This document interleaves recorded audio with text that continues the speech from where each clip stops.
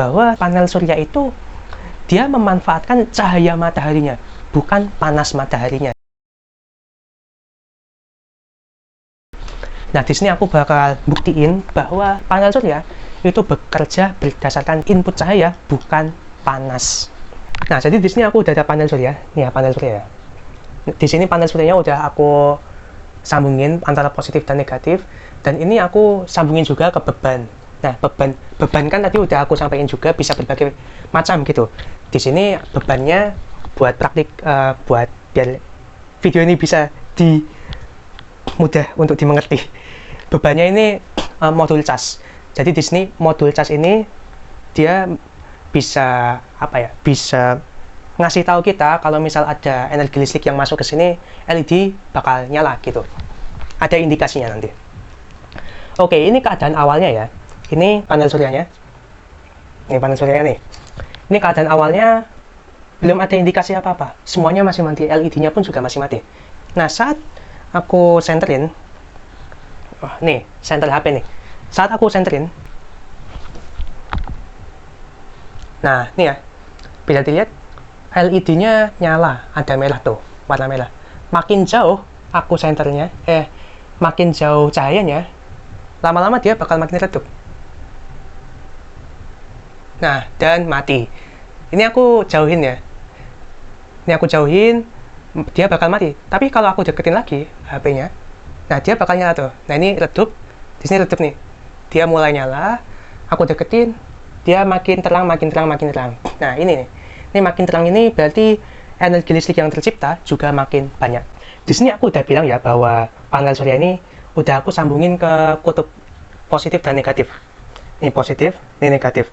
Nah, ini nanti, kan tadi aku juga udah bilang bahwa panel suryanya ini ada semikonduktornya, dan semikonduktornya ini dia bakal menghasilkan energi listrik, atau panel surya ini bakal menghasilkan energi listrik saat ada elektron yang mental gitu, dipentalin sama foton dari sumber cahaya. Nah, di sini aku bakal jelasin. Ini misal kalau ada yang mau ngoreksi boleh ya. Jadi saat ada cahaya, input cahaya nih di sini, ini dia keluar nih.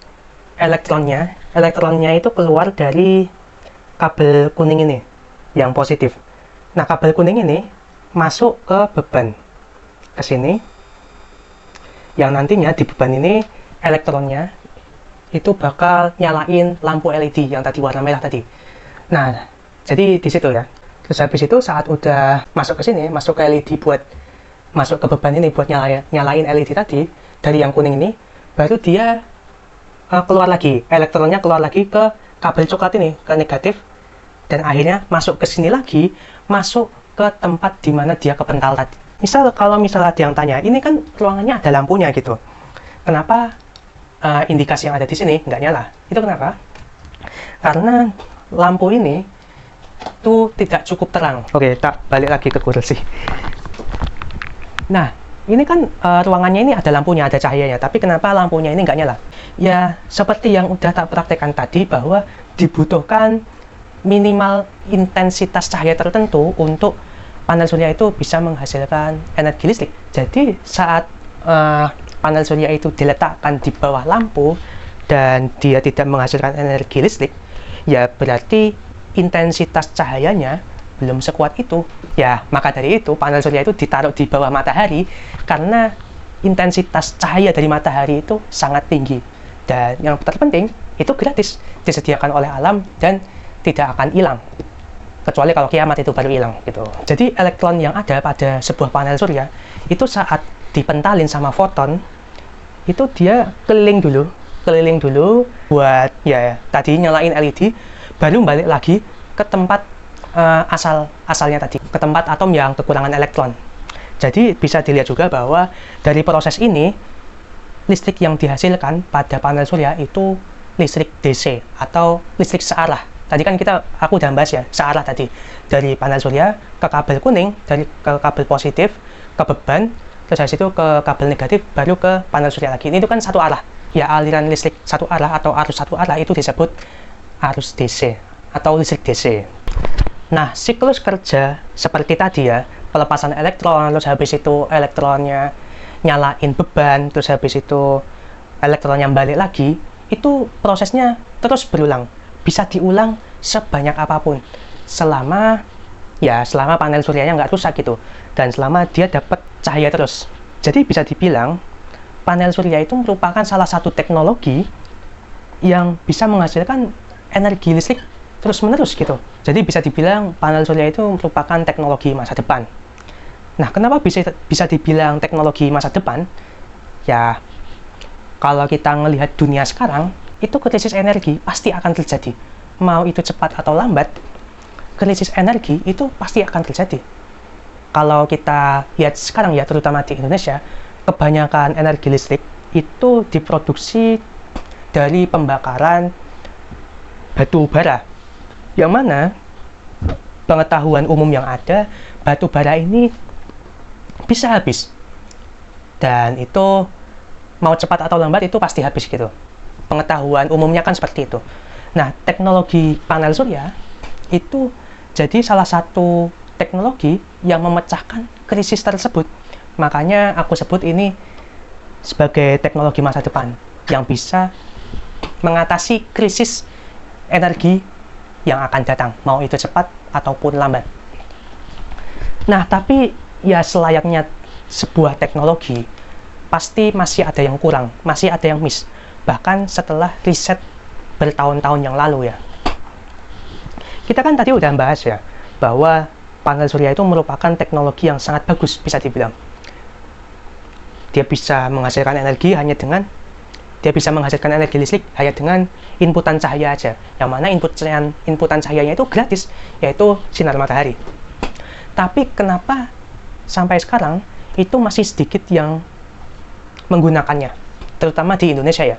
Aku nggak bilang di luar, mungkin di luar udah banyak yang pakai, tapi kalau di Indonesia, padahal Indonesia itu negara yang cuma punya 2 musim, yang mana kalau cuma punya 2 musim antara hujan dan kemarau, yaitu intensitas matahari menyinari daerah itu ya sungguh besar, lebih besar dibanding negara-negara yang punya 4 musim. Dan ditambah lagi Indonesia dilewati oleh garis khatulistiwa atau ya ring of fire ya, yang meningkatkan potensi intensitas cahaya itu tinggi di sini. Tapi kenapa teknologi itu masih sedikit diimplementasikan di Indonesia? Nah, yang pertama, dari segi teknologinya sendiri, panel surya itu masih belum seefisien itu dalam menyerap cahaya matahari. Tadi kan udah aku sebutin ya, bahwa yang dipakai pada panel surya untuk menghasilkan energi listrik itu cahaya mataharinya. Nah, sedangkan panel surya yang ada itu efisiensinya masih sangat kecil dalam menyerap cahaya matahari. Contohnya, ini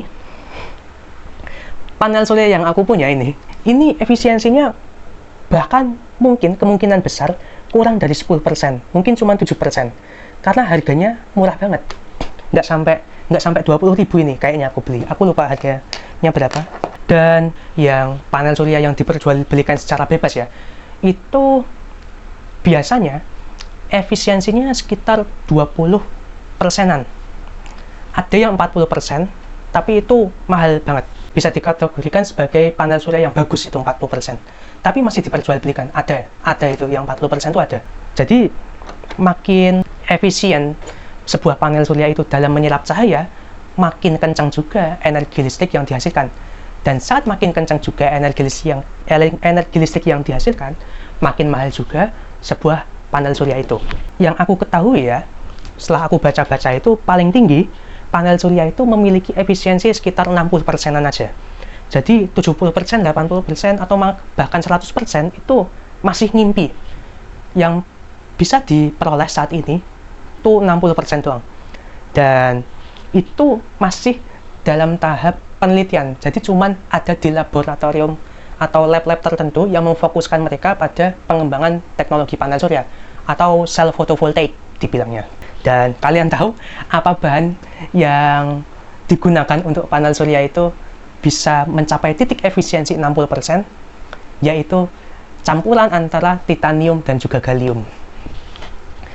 Nah, buat kalian yang belum tahu, bahan itu, terutama titanium, itu merupakan bahan yang sangat langka dan sangat mahal. Bisa dibayangkan dengan bahan yang sebegitu mahal dan sebegitu langka digunakan pada panel surya, itu hanya bisa menembus 60% efisiensi. Jadi riset mengenai teknologi panel surya ini masih panjang, masih bisa berkembang. Karena sekarang masih 60% doang nih efisiensinya dalam menyerap cahaya matahari. Jadi itu problem yang dihadapi sekarang mengenai teknologi panel surya. Yang mana itu juga kalau konteksnya Indonesia, ya karena panel suryanya masih mahal gitu. Karena masih mahal, karena masih belum se-efisien itu, makanya belum diterapkan secara mayoritas di Indonesia. Tadi kan udah tak sampaikan juga ya bahwa panel surya itu dia itu menghasilkan energi listrik, tapi energi listriknya tuh masih DC gitu, masih searah. Nah, makanya yang bikin mahal lagi kalau misal kalian mau pasang instrumen panel surya, itu kalian jangan cuma mikirin harga panel suryanya doang, tapi pikirin juga tempat penyimpanan listriknya, sama juga aku lupa namanya inverter kalau nggak salah. Jadi inverter itu adalah alat yang ngubah arus DC jadi arus AC. Jadi kan tadi panel surya itu dia menghasilkan listriknya itu listrik DC ya. Nah, kita tahu juga pengetahuan umum ya kayaknya, tapi kalau misal kalian belum tahu, tak kasih tahu bahwa peralatan elektronik mayoritas semuanya ya yang ada di rumah, mulai dari lampu, kipas, TV, kulkas, dan masih banyak lagi, itu pakainya listrik AC. Arusnya bolak-balik. Sedangkan panel surya itu arusnya arus arah. Jadi nggak bisa langsung gitu. Misal kita pasang panel surya, terus habis itu langsung dihubungin ke kipas, dihubungin ke kulkas, dihubungin ke TV, wifi. Nggak bisa. Harus diubah dulu arusnya dari DC ke AC, dari arus arah ke arus bolak-balik. Nah, untuk mengubah hal itu, instrumen yang diperlukan itu disebut inverter. Aku lupa kalau nggak inverter, kalau nggak konverter. Nah, itu juga harganya lumayan mahal. Emang untuk di Indonesia sendiri ya, instrumen atau perangkat set untuk masang panel surya ini banyak aspeknya, banyak variabel yang perlu diperhitungkan dari segi efisiensi dan juga biaya. Jadi nggak cuma panel surya doang gitu. Jadi masih banyak yang pakai listrik dengan bahan batu bara yang disediakan oleh PLN. Salah satunya yaitu masih mahal. Karena kalau misal di-compare dengan penggunaan batu bara ya, listrik batu bara sebenarnya nggak jauh beda, atau bahkan mungkin lebih menguntungkan pakai batu bara gitu ketimbang pakai panel surya. Ya, balik lagi, semuanya itu bergantung uang. Saat makin murah uangnya, biayanya, ya mayoritas akan masih pakai itu gitu. Dan dilihat di Indonesia, sepertinya mayoritas masih pakai PLN, yang mana pakai sumber daya batu bara itu karena ya masih murah, lebih murah ketimbang dia pasang panel surya. Dan memang kalau sekarang itu masang panel surya itu masih bisa dibilang mahal gitu. Hanya beberapa orang aja yang bisa full gerakin rumahnya pakai panel surya. Jadi sebenarnya yang bisa kita simpulkan ya dari bacotan yang udah aku sampaikan tadi, itu ya panel surya ini merupakan salah satu teknologi masa depan yang bisa mengatasi krisis energi yang akan datang, mau itu cepat ataupun lambat. Tetapi selayaknya sebuah teknologi masa depan yang sangat visioner, dia masih punya banyak kekurangan. Contohnya aja ya tadi, dari segi efisiensi, dari segi manipulasi bahan yang kita masih belum tahu bahan yang ideal seperti apa, hingga efisiensinya itu masih bisa naik gitu. Jadi masih bisa di-push nih efisiensi dari panel surya. Dan juga biaya produksinya. Panel surya itu masih mahal kalau untuk saat ini. Nah, untuk kedepannya, tentu panel surya semakin berjalannya waktu, riset, penelitian mengenai teknologi ini juga pasti akan terus dikembangkan. Mau tidak mau pasti akan dikembangkan, karena ini merupakan teknologi yang bisa dibilang sangat ideal untuk mengatasi krisis yang akan datang, yaitu krisis energi. Saat kita melihat dunia sekarang ya, dunia ini sudah harus ada energi listriknya. Jadi kalau misalnya energi listrik ini mati, ya udah, kelar. Civilization akan mulai dari nol lagi. Saat misal energi listrik ini hilang gitu, energi listriknya hilang. Jadi emang energi listrik ini sudah jadi kebutuhan utama saat sebuah civilization itu ingin maju. Oh ya, jika masih ada yang mau dikoreksi dari bacotanku tadi selama kurang lebih berapa menit ya. Kalau ini aku tag-nya 30 menit ini. Misal ada informasi-informasi yang kurang selama bacotanku 30 menitan ini, bisa banget kalian nyampein ke aku gitu. Jadi ya aku menerima semua kritik yang disampaikan. Terserah mau itu kritiknya disampaikan secara jelek ataupun baik, selama itu kritik yang membangun sih aku bakal terima-terima aja. Jadi sekian.